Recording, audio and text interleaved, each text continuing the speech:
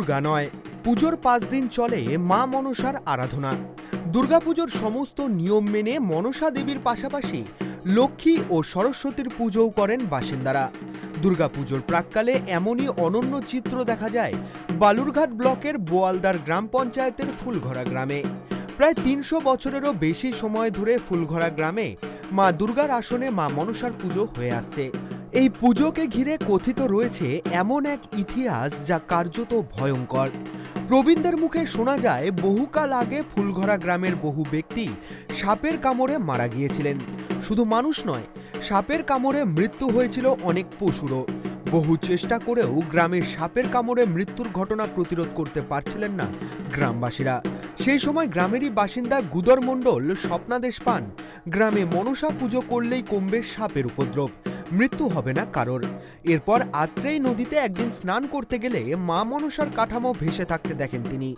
গ্রামবাসীরা সেই কাঠামো তুলে নিয়ে এসে মন্দিরে স্থাপন করে মা মনসার পুজো শুরু করেন। প্রথমে শ্রাবণ মাসে এই পুজো শুরু করা হয়। গোটা এলাকায় কোনো দুর্গাপূজা না হওয়ার দরুন সেই সময়টাতেই মা মনসার পুজো শুরু হয়। সেই থেকে দুর্গার আসনে মা মনসার পুজো করে আসছেন ফুলঘরা বারোয়ারি মনসা পুজো কমিটি। বিষয়টা সাপের উপদ্রব প্রথম থেকেই ছিল। সাপে কেটে দু একজন মারা যায়। তারপরেই স্বপ্নাদেশে আমারই পিতৃপুরুষ তারা স্বপ্নাদেশে পেয়েছিল আত্রেই নদীতে কাঠাম ভেসে যায়, সেই কাঠামকে স্থাপনা করেই এই মনসা পূজাটার স্থাপনা। তখন আষাঢ় মাসেই হতো। তারপরে সকলে সিদ্ধান্ত নিল যে দুর্গাপুজোর সময় আশেপাশে কোনো পুজো হতো না, এই বউ বাচ্চারা কোথায় আনন্দ উপভোগ করবে। তখন থেকেই এই দুর্গাপূজার টাইমেই ষষ্ঠীর থেকে একদম দশমী অবধি সেই নিয়ম রেখেই পুজোটা চলতো। পুরনো নিয়ম নীতি রেওয়াজ কিছুই বদলায়নি আজও এই পুজোকে ঘিরে মেতে ওঠেন গ্রামের 8 থেকে 80 সকলেই। এখানে মা মনসার এক পাশে থাকেন দেবী লক্ষ্মী, অপর পাশে থাকেন দেবী সরস্বতী।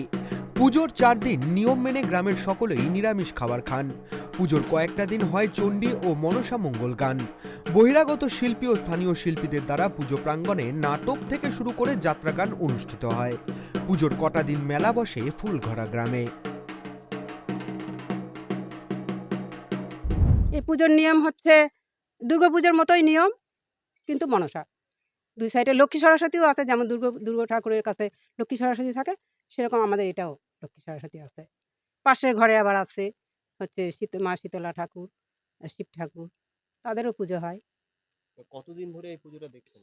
পুজোটা তো আমরা তো বিয়ে হওয়া তো আমাদের প্রায় 40 বছর মতো হচ্ছে পুজো আমরা দেখে আসছি, একই রকম চলতেছে। কিন্তু তার আগে আমাদের অতদিনের কথা তো আমরা বলতে পারবো, লোকের মুখে শোনা, শ্বশুরেরা বলতো। নিয়ম কি নিয়মে পুজো আগে যেরকম ছিল এখনো কি সেই হ্যাঁ, নিয়মে? একই নিয়মে পুজো চলছে, একই নিয়মে পুজো পুজোর চলছে। দিনগুলোতে কেমন ভিড় হয়? খুব ভিড় হয়। নবমীর দিন এত লোক, এটা মানে ভর্তি হয়ে যায় গোটা, মানে এত মানে খুব ভিড় হয়। বাইরে থেকে অনেক লোক আসে।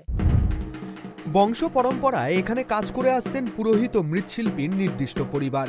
পুজোর বায়না দিতেও হয় না বা ডাকতেও হয় না তাদের, সময় মতো এসে উপস্থিত হন সকলেই। পুজোর কয়েকটা দিন গ্রামের সকলে মিলে আনন্দ উল্লাসে মেতে ওঠেন। মিলন কেন্দ্রে পরিণত হয় ফুলঘরা গ্রাম। দক্ষিণ দিনাজপুর থেকে হিটলার ভৌমিকের রিপোর্ট, ট্রাইব টিভি বাংলা।